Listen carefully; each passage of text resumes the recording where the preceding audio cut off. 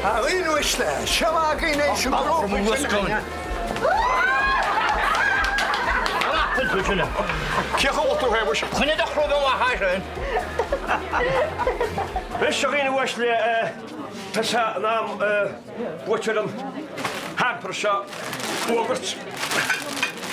Nis as yn sor i arocht yr yn isa supermodel i yn o hyn. O'ch un wisle, Siamas y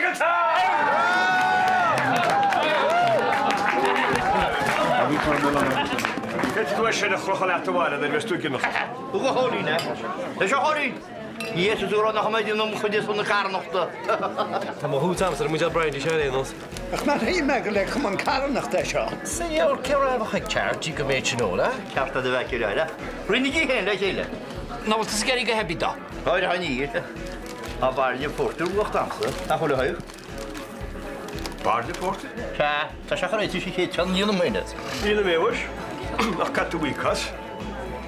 Chi o'n rw Francis gyda... Na. Y bacla Francis. Y bacla Francis. Becto Francis hat yn chanish lecken. Nich yn tŵ, na mi siach yn yr let. Sy'n nich yn penta hemwys. Snol i hynna.